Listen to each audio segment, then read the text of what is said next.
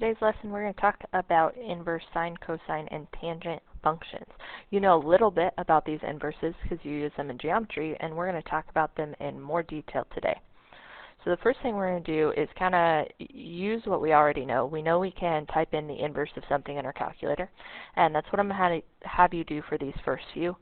Do please make sure when you're typing in this inverse, you are typing it in with your mode being in degrees, because that's how we want to measure these things. So if you're on radian mode, we want to switch that over. Then you're good to write that as 180 degrees. Okay, so pause the video and just throw those in your calculator for me. Okay, you should have gotten the 120 here, and then this was 90, and then this was 60, and 0 degrees. Okay, so when we're talking about these numbers, I want to really emphasize that we've got two pieces here. We've got the number that's going the inside here, which is really taking place of our x value, or our independent variable. And then we've got the output of it as well. And so you'll notice the numbers that went in were the -1 to 1, and we'll talk about that a little bit in a minute. And the output values were 180 to 0. So when we're talking about the numbers coming out of this inverse cosine, it's only numbers from 0 to 180. Even though I've included all the numbers from -1 to +1, and I just picked random ones through there, which compared to our graph of cosine, should hit every possible angle corresponding with my minimum being -1 and my maximum being +1, but I'm not getting every number in the world possible. My calculator is only giving me from these restricted values of 0 to 180. We're going to talk about why. So here's why the numbers specifically are 0 to 180, and then we'll talk about why they're restricted in general. So here are the rules to the restriction and why 0 through 180 is showing up. Here's the requirements. The first requirement is 0 to pi over 2 has to be included. So in our case, that means 0 to 90 has to be able to show up. And the reason for that is because when you talked about inverses in the past in geometry, you were using it on right triangles to solve for an angle. You were given some ratio, like 1/2, and you said that the cosine of that angle was equal to 1/2, and you used the inverse to solve for x. So we want to make sure when we're solving 0 through 90, the angles that could show up in a right triangle are actually included. The second and the third requirement actually deal better to talk about on this curve here. But they say we want to make sure in our restriction that we're hitting all values of the range. So this 0 through 180 correspond from +1 to -1. It was hitting all the possible values for the range. Okay, but here's why it ended up being specifically 0 to 180. It's we wanted to choose it so we had continuous chunk on this graph. So what we're going to do together is look at our graph and talk about this restriction by physically highlighting on here the portions that go with those three rules. So rule 1 was make sure we include 0 to 90 because those are the angles that could show up in a right triangle. So starting at the top of your curve and stopping when you hit that pi over 2. Okay, from there, the other two rules work together. We want to pick a section so that I don't only include these positive y values, I want to hit the negative y values on the graph as well. Okay, but I want to do so that it's in a line with this part.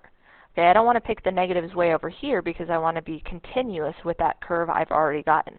So the only way to do that is just to continue this past on this portion of the curve. So we'll highlight the rest of that. And you'll notice that from left to right, I'm using 0 to pi, and that's the 0 to 180 that you saw show up from your calculator. Then the range of just this piece is still -1 to 1 because the purpose of this restriction was to do so that the range wasn't affected. So it hit all of those values of the range.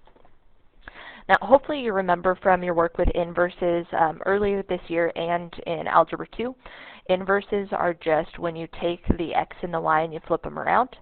For that reason, we're going to flip around our domain and range, and the inverse is going to have a range of -1 to 1, or a domain, and then the range will be the 0 to pi. So I'm going to take this and use the example that we were given on the first couple. I'll use the inverse cosine of -1, ended up being 180 degrees. Here is my x value, here is my y value. My x value is going to be regular numbers from -1 to 1, and my y values are going to be the angles that are coming out every time when we're dealing with inverses. Here's kind of what the inverse looks like graphically. I just wanted to give you a visual. It does have reflection symmetry over the line y equals x, but here is my original part of cosine that I highlighted, and we've got this reflection symmetry taking our ordered pairs and just flipping them around. Okay, our next point was here, it went to here, and then here to here. Okay, but I told you I was going to tell you why a restriction was necessary, and it's based on the idea of using your calculator. When we look at this graph, the inverse of this chunk is a function. If I would have taken a look at the whole graph of cosine and done the same reflection, the graph wouldn't have passed the VLT. So that would have caused problems because when you were typing in your calculator, it would have had more than one potential answer, and that is not something your calculator can do. So the restriction is just so the inverse is a function.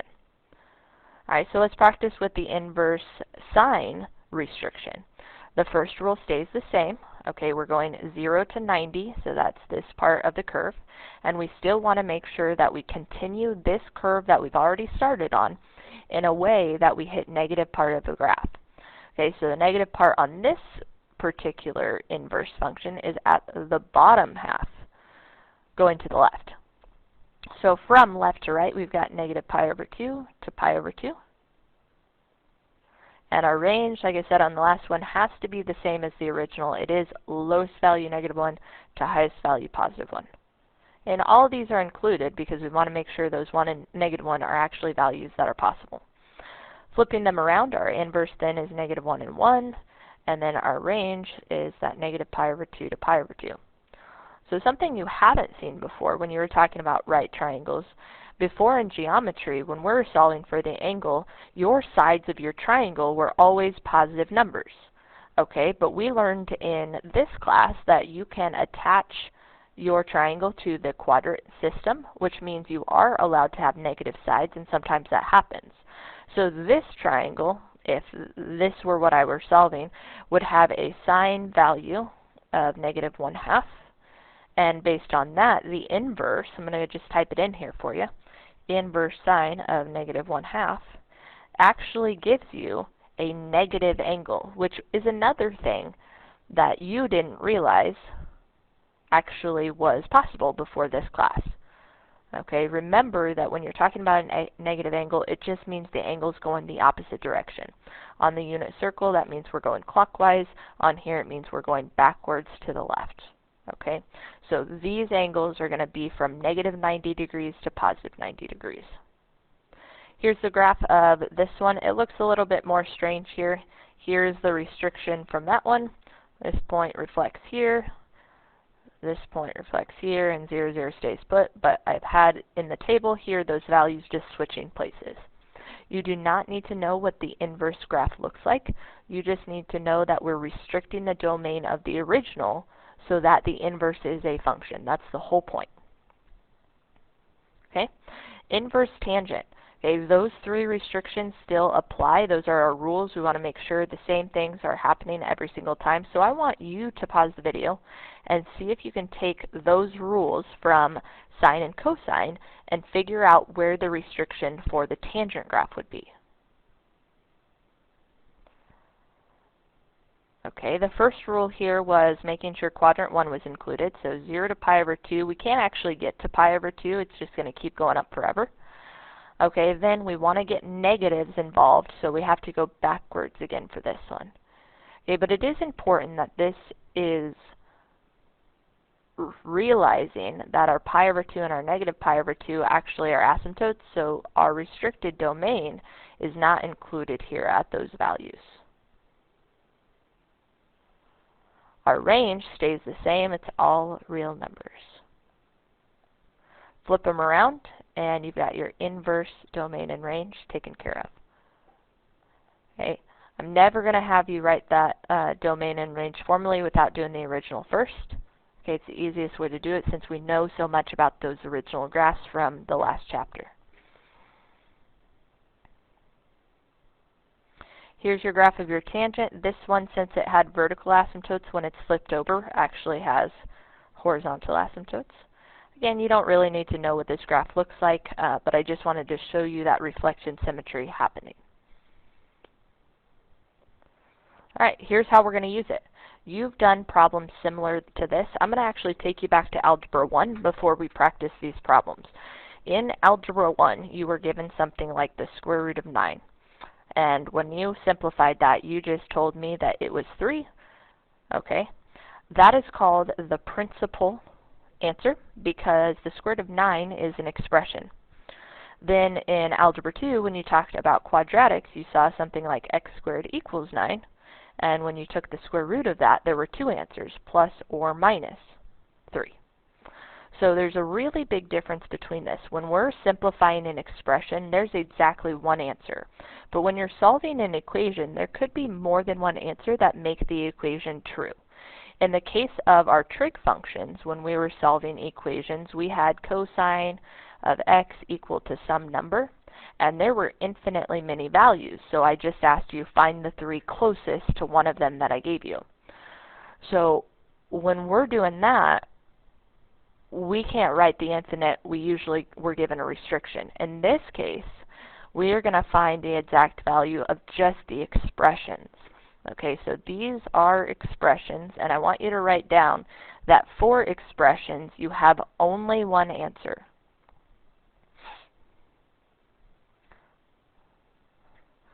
All right, and you've actually done something like this before, but I want to explain how it looked a little bit different.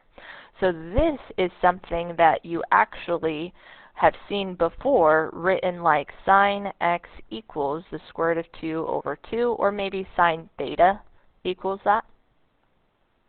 Okay, so when we were doing this, we were solving the equation, and I usually had you solve that equation from negative 2 pi to 2 pi or 0 to 2 pi. And when that was the case, you had multiple solutions. We're going to talk about this as the expression where there's only one answer and we have to be careful on where it is. Okay, so our first step for this is decide from the work we just did where the answers could be based on the restrictions. Okay, so this is how I want you to learn them, but after you learn them, this is not required. Okay, in fact, we're only going to draw this out one more time for each of these. Okay, so you know what sine looks like, sketch it. And we're going to go through those rules one more time. Okay, quadrant 1 has to be included, so there's your 0 to pi over 2. And you have to put negatives so that they're next to this quadrant 1. Okay, so that would be backwards in this case. You just decided we can only have angles from negative pi over 2 to pi over 2. So then when we draw out our picture, we're going to include negative pi over 2 to pi over 2. We're not going to use this anymore because on that curve, we really didn't talk about exact values other than mins and maxes. We didn't have something like the square root of 2 over 2. When you've seen this before was how it related to right triangles. So we're going to draw our picture that way. So negative pi over 2 to pi over 2 is what I want you to put on your picture here. Remember, we've got 0, pi over 2, pi, 3 pi over 2. This time it says negative, so clockwise pi over 2 would be straight down. Regular direction pi over 2 is up here. And if we're going from negative pi over 2 to positive pi over 2, we have to be starting at that low and going to the high. We can only be on the right side of the graph. Okay, left side won't be included. Okay, then we can actually take a look at this radical 2 over 2. That's representing the sine value. When you see this inverse sine of radical 2 over 2, it really says find the angle whose sine is square root of 2 over 2, or find the angle who has opposite over adjacent, be that radical, or opposite over hypotenuse, be that radical 2 over 2. So I'm going to have you, just as a refresher, draw your special triangles if you don't remember. That's 1, 1 square root of 2, and 1, 2 square root of 3 for your 45, 45 triangle and your 30, 60, 90 triangle. Okay, we're going to use those again today. The square root of 2, the only one that shows up on is a 45 triangle. We just have to know where to place it. So going up, remember, for sine is positive. Going down on the graph is a negative sign. This is a positive square root of 2 over 2, so we're going to be in quadrant 1. And we already decided the angle had to be 45 degrees. Y'all, that's the answer. It's saying find the angle whose sine is this. So if we put our numbers on here and found the sine of this angle, it would be 1 over square root of 2. It's that. Okay, but the only thing we have to be careful of is it asks for it in radians. So while our angle is 45 degrees, we're going to write it as pi over 4 because they wanted it in radians. Okay, remember pi over 4 goes with 45 degrees, pi over 3 goes with 60 degrees, and pi over 6 goes with 30 degrees. Okay, once we practice these enough, those will come back to your memory from that chapter 4. Alright, next one, same process. Again, this first step is only until we learn our restrictions. Once we know them, you will not have to make these sketches again. Okay, it's just to tell us what our answers have to look like. So, cosine, this time we're drawing the cosine graph, starting at the maximum, and then darkening quadrant 1, it's that first little chunk always, and then we want to make sure that we get positives and the negative side of the graph, so we got to keep going to get the negatives in this case. Okay, so this one goes 0 to pi. Alright, from here, we're going to draw our picture with 0 to pi on there, so here's 0. Here's pi, and we go low to high, so 0 to pi would be this half. We wouldn't use the bottom half on this one. Okay, from here, we're looking at our number to figure out where to put it. This one looks a little bit weird because they used a decimal. We'll go ahead and change that. It's -1/2. Sorry, that did a little scribbly there. And then our 1/2 is cosine. So this is our adjacent over our hypotenuse. We want the adjacent side to be a negative value. It has to go to the left, so we got to be in quadrant 2. And from there, we can say -1 on the adjacent side, and 2 on the hypotenuse of this triangle. And then if we're matching up with the triangles, the one that has 1 and 2 is this 30, 60, 90. I'm going to go ahead and put the square root of 3 on there because it helps figure out this angle. Okay, but the angle is what we're looking for here, so it's important that we put those in there. Okay, so across from the square root of 3, we've got 60 degrees. And when we're measuring angles, it's always from the straight right here. So at the right, from here, we want to go all the way over. This directly to the left is 180, or pi. We're not quite there. We've gone backwards 60 degrees. So in degrees, this is 120. But I want to remind you about how we did this in Chapter 4, and that was with radians immediately. So remember, when you see 60 degrees, it goes with pi over 3. So this 1 pi would be 3/3 pi.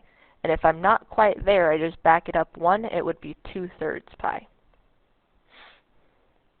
And that's the final answer for that one.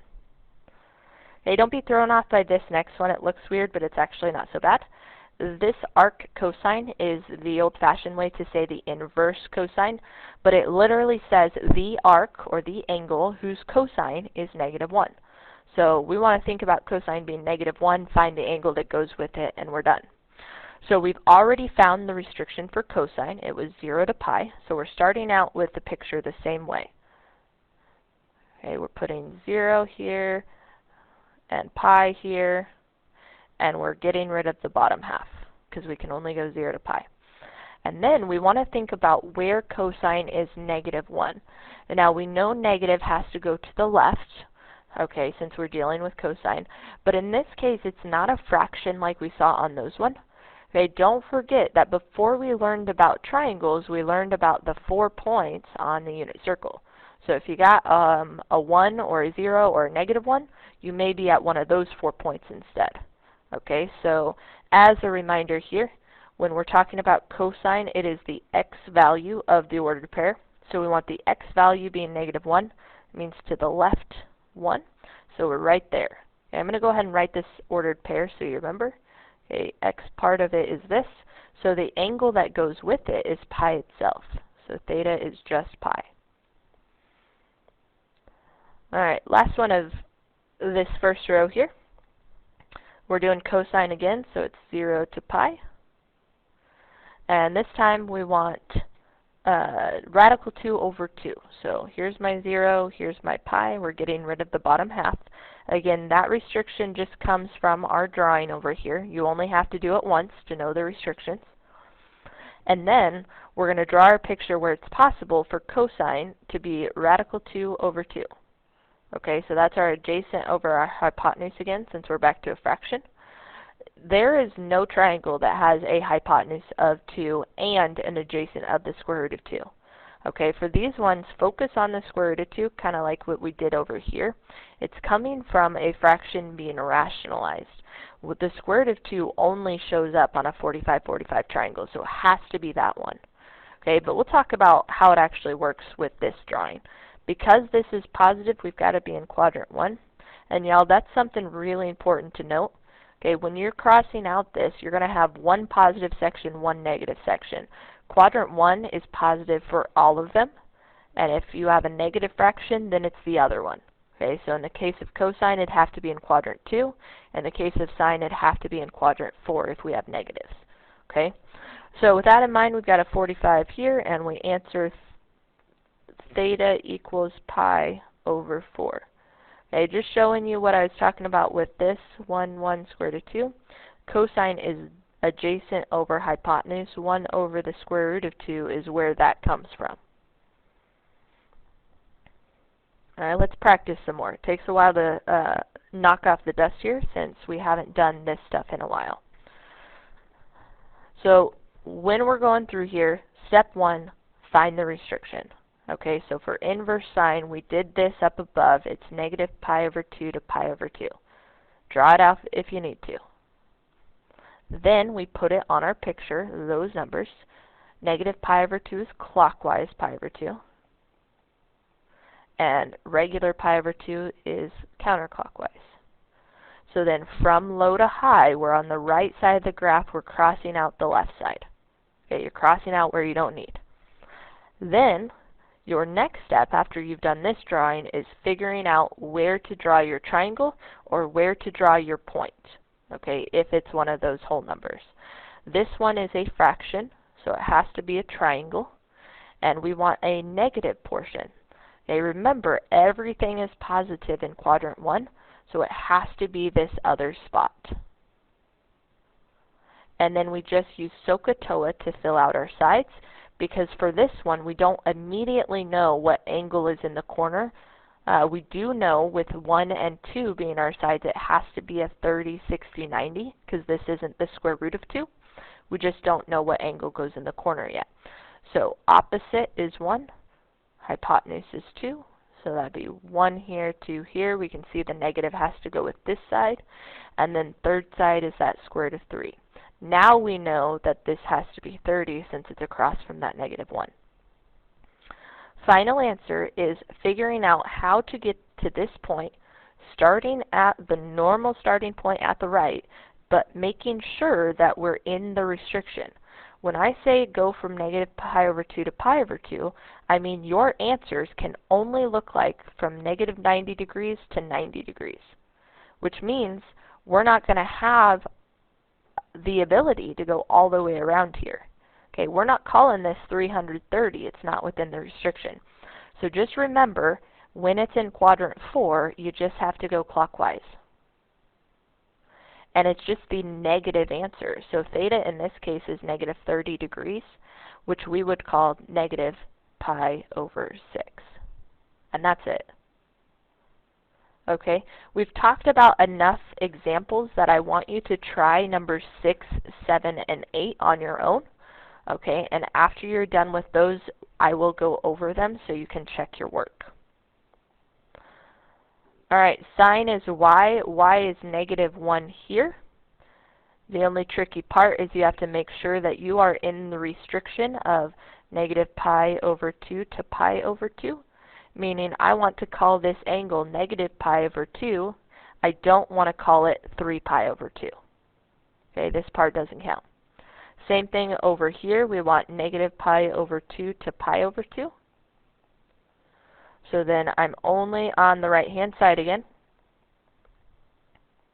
And because this is negative, it has to be down here. Square root of 3 over 2 makes this a 60-degree angle. And this would be clockwise 60 degrees, which means a negative pi over 3. Tangent, this comes from 1 over the square root of 3. You just have to make sure it gets that negative on there. And so we're still in negative pi over 2 to pi over 2. Okay, we're just not including those values because we've got asymptotes at pi over 2 specifically for tangent. But because we're negative, we're still in quadrant 4. Okay, the opposite side is 1 in this case. The adjacent side is the square root of 3. Okay, there's where my negative has to go based on my picture. So this one has to be a 30 degrees. Clockwise 30 is negative pi over 6. Okay, we're going to practice more of these because it's going to take a little while for us to get back in the habit of doing these things. But the really big important thing that you have to remember here is these are all expressions, which means there is only one right answer. Okay, so you got to be careful. All right, next thing we're going to do is these two-step problems. Okay, you'll see two different parts, and this first one is kind of to introduce us to the idea. It says, explain why the inverse sine of sine of 5/4 pi is not actually 5/4. When you first learned about the inverse, it was coming from an equation like this, and you were trying to solve for x, and we were trying to get rid of this sine value. And we couldn't just divide it over because this doesn't say sine times x, it's sine of x. It's the argument that goes with that sine. So you were taught about this inverse sine is something that cancels it out, just like the inverse operation of addition is subtraction. They cancel each other out. Okay, but what this says right here is that these are not canceling each other out. And that's because when you were taught about those inverses, you weren't taught that they have restrictions. And we just learned about them. So when we're talking about the inverse sine, remember only certain values can come out. Okay, for this, angles must be between that negative 2 pi, or negative pi over 2 and pi over 2.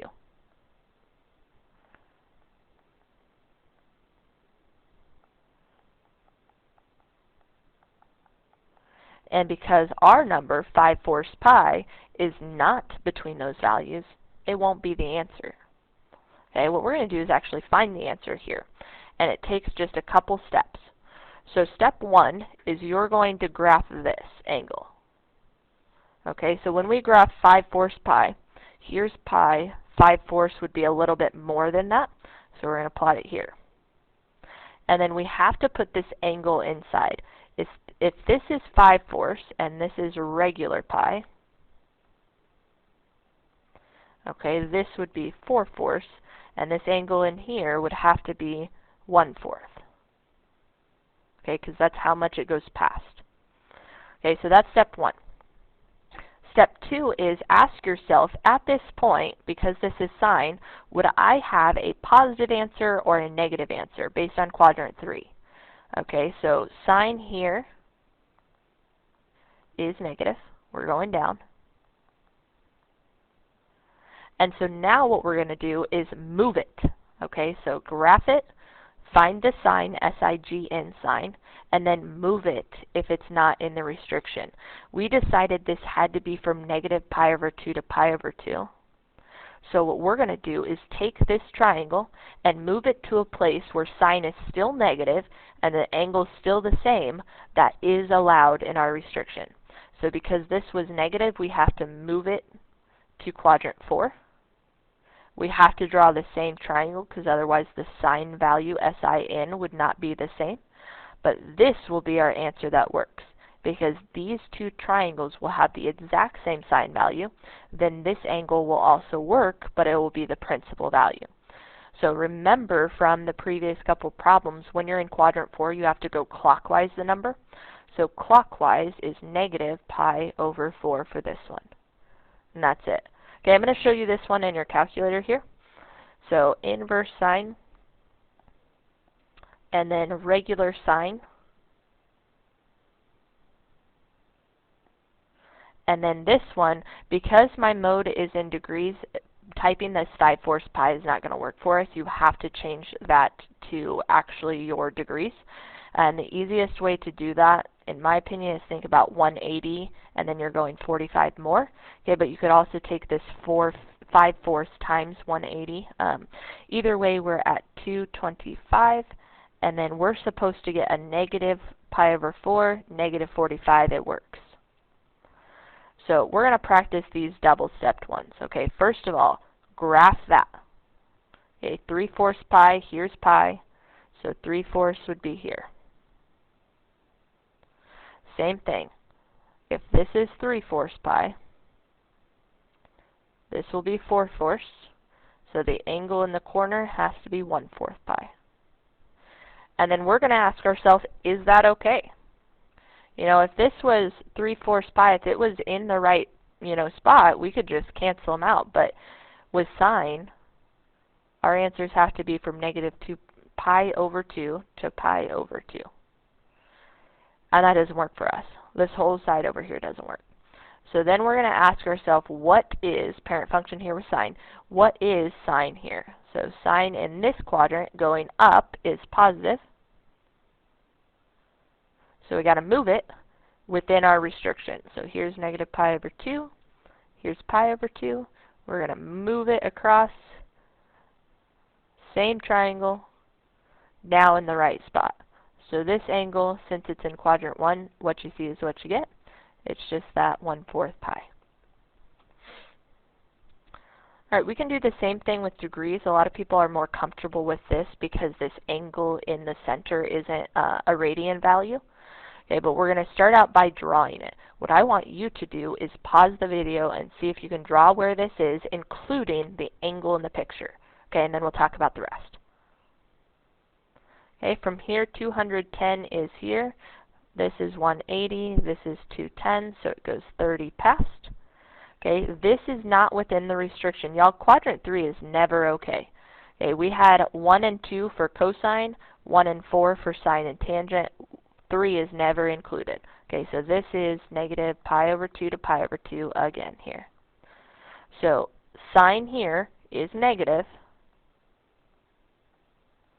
So we got to move it over here to where it's negative and just call this negative 30 or negative pi over 6. Alright. Based on that, pause the video and try number 12 for me. This one's still negative pi over 2 to pi over 2. It's just not included. And that's really not going to affect how you do the problem. But pi over 3 here is here. Y'all, this one is already where it's supposed to be. These do cancel. So your answer is pi over 3. We are only moving our drawing if it does not fall within the restricted area. Okay. These ones go the other direction. Notice the regular cosine, regular sine, and regular tangent is on the outside. Okay, this is just so we can make sure we're understanding that the outside one tells us what our number should look like. So on all these last one, we were talking about the inverse, so we were finding angles. This one is talking about cosine. Your answer should be a ratio from negative 1 to positive 1. Sine, your answer should be a ratio from negative 1 to positive 1. And tangent, your answer should be a ratio from negative infinity to positive infinity. So as long as this number falls within what we expect, then they cancel each other out, just like the last one. What's different than the last time is these very frequently don't cancel out. So here, this is between negative 1 and 1. If you're not convinced, you could throw it in your calculator. But this is a common ratio that we see on our special right triangle. Those cancel out. That's your answer. Okay, these, same thing. That's a special triangle we know. They cancel out. Square root of 3 over 2. Here, negative 2 seems weird, but remember tangent could be any number because there's no rule for opposite over adjacent. So these cancel each other out as well. That's it for those. So the last thing we're going to do is just go back to, now that we know more about the inverses, is just making sure that we review a little bit from what you've already done problems with in geometry, just using inverses to solve problems. Okay, so this first one, we got a plane flying at an altitude of 32,000 feet, and it's descending at a constant angle theta to an airport runway X miles away. So these are going to be right triangle problems, but we'll sketch it out. We've got a plane flying, and it's going down towards an airport, and it's not going to run into the building probably. There's probably some runway, but there's our right triangle. It said the altitude was 32,000 feet. Okay, and then this one is a constant angle theta. So I want to talk about this for a minute. When we're talking about an angle of descent or an angle of depression, angle of incline, angle of inclination, those things all mean an angle measured from a horizontal piece. Okay, so it's actually this angle here. It is not this angle going with the vertical piece. It must be with the horizontal. But because of symmetry in this imaginary rectangle that I just drew, that is at the corner as well. Okay, so you could just draw this top one, you could draw this one. I don't care, as long as when you put theta in your picture, it is going with a horizontal segment, not a vertical one. Okay, from there, it says then the airport is X miles away. So from the airport, the distance, it's going to be the distance on the ground, and that's X miles. Okay, so we're supposed to write an equation for theta, which means we want theta equals, when we're done, as a function of x. So this one's not actually having us solve anything, it's just having us write the equation that we're supposed to plug stuff into then on part B. So here, when we're looking at this problem, we have to decide what our parent function should be based on where our angle is and what information we have in terms of our sides. So from that angle, this is the opposite side. This would be the adjacent. This is a TOA problem. So we're going to use tangent of the angle theta equals opposite over adjacent. So that's 32,000 over our x. But it says solve for theta, so that's where our inverse tangent comes into play. And we've got this fraction. Then on part B, we get to plug that in. So I want you to pause the video and plug that in, and then think about that answer for me. The reason I wanted you to think about this answer for me is so we could demonstrate a very common mistake. When you type this in, divided by 40, that's exactly what our picture says. That's exactly what our equation is telling us to do. However, this is a very scary angle of descent, because our picture says this angle is measuring this distance, and that answer says this angle is taking my plane and pointing it almost straight down. That's a problem. You don't want to be on that plane. Okay, but that's why I tacked on these labels, because that will help you hopefully remember that when we're talking about ratios, opposite over adjacent, your labels have to match so that they cancel out, so they simplify. If they don't match, it's not going to work. So we need to change this. If you don't know, 1 mile is equivalent to 5,280 feet, and we're going to substitute that in. So instead of having this be x miles, it will be 5,280 miles. Oops, that's my x.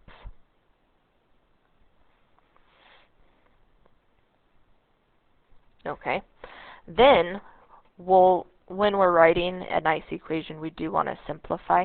Okay, so the zeros go away, but also we can reduce this. You just throw it in your calculator, not the tangent part, just the 3,200 divided by your 528 now is 200 over 33. So our real equation that we want to use is theta equals the inverse tangent of 200 over 33x. Now when we plug in x is 40, we can take 33 times our 40, and actually be able to do this. Now, something that's super important is you do have to type that part in first, because order of operations, your calculator doesn't know whether to divide first or to multiply. So we'll take our 33 times our 40, and then we'll plug it in. So inverse tangent of that 200 over the 1320, and this is a much more reasonable angle of descent for our plane to be headed down at. It does say to the nearest degree, so it's about 9 degrees. Okay, let's look at another one here. It says an 18-foot ladder leans against a building. It says express theta, the measure of the angle the ladder makes with the ground, as a function of h, the height at the top of the ladder. Okay, go ahead and pause the video and see if you can draw out this situation. Okay, I'm going to start with my building here, and then I've got a ladder that's leaning against this building, and there's where the right angle comes into play. It says this is an 18-foot ladder, so we got to put that 18 feet on there. It says theta is the measure of the angle that the ladder makes with the ground, so ladder to ground, this has to be theta. And it says a function of h, the height at the top of the ladder. So at the top of the ladder, the height is our vertical distance right there. So now we just want to solve for theta using the same process as before. From our angle, we have to know what sides we're working with, so we can pick our parent function. This is opposite and hypotenuse. So this would be a SO situation. Sine of the angle theta equals opposite over hypotenuse. And that's it. Okay. It does want us to solve for theta just like the last one, inverse sine. And it wasn't actually asking us to answer any questions with a given height. What we are asked to do is talk about what answers could show up for both theta or h depending on what we were asked. So height, based on your picture, remember, is the tallest the ladder is when it's leaned up against the building. So based on this picture, it's got to be less than 18. Okay, but the tallest for sure it could be is 18 itself. We know it's not going to reach that. Okay, so we've got to do something to 18 feet. Okay, then on the bottom, the same thing goes. We're talking about the lowest height. So if the ladder's laying on the ground, it would be 0 feet. But it's probably not going to be laying on the ground either. Okay, realistically, it's not even 0 and 18, because if you tried to step on a ladder that was something like this, okay, as soon as you put your weight down, that's going to slide to the ground. That's problems. But this is the very smallest that's possible and very largest that's possible just based on our numbers. Okay, then we're going to talk about the angles that correspond with it. Well, if the angle is laying on the ground, then there's no angle at all, so 0 degrees. And if we raise it all the way up so it's vertical, that would make a 90-degree angle. Again, we're really not going to have those, so I'm just using not included there. All right, last problem here. We've got a satellite situation, and it gives you the cross-section of the satellite, and it gives us some variables here, so we'll go through the reading. It says we've got a satellite orbiting at an altitude of 705 kilometers, and it gives you that in miles to kind of give you perspective on what that means, since we're not used to kilometers. And it says, imagine looking at this cross-section. It says S is your satellite, so there's your real picture, but that's what it is. And it says theta is the HCS, so it's the C from this core of the Earth, where C is the center. And then altitude is A from the Earth's surface to the satellite. And then the radius, of a circle is the same in any direction. So it says write a formula for theta in terms of R and A. We have to pick a parent function. I want you to pause the video and see if you can do both A and B based on the parent function that you chose. Okay, so in this one, from here we've got not the opposite side, we've got the adjacent, and here's your right angle, the hypotenuse. I didn't talk about this part, but because this said it was a point on the horizon, and we've got this being a line of tangency, touching the circle in one spot, it has to be a right angle. Okay, so it really is a right triangle. And because of those two things, this is going to be a cosine situation. So cosine of the angle is radius over r plus a to get that full length. And then we're doing theta is the inverse cosine of that. Okay, from here we do want to make sure we pay attention to order of operations when we plug this thing in. So it says the radius is that 6,378 kilometers. So on the bottom, 6,378 kilometers plus the altitude. We want to use the kilometers, just like with our plane situation, they have to match. And then inverse cosine. Order of operations has us do this part first, so be sure when you're doing your calculations here, you are adding those first and then plugging it into your inverse cosine. So inverse cosine 6,378 divided by that number 7,083. And we've got an angle to the nearest degree being about 26 degrees. Kind of like the plane situation, we're going to at least ask ourselves if that is unreasonably high or unreasonably low anytime we're doing a word problem. Okay, for this angle, at least based on the picture, that seems reasonable. Because it's a right triangle, we know it can't be above 90, it can't be below 0, but that seems pretty decent. Okay, if you have any questions while you're working through your homework, because we did cover a lot of different topics, please feel free to come get some extra help.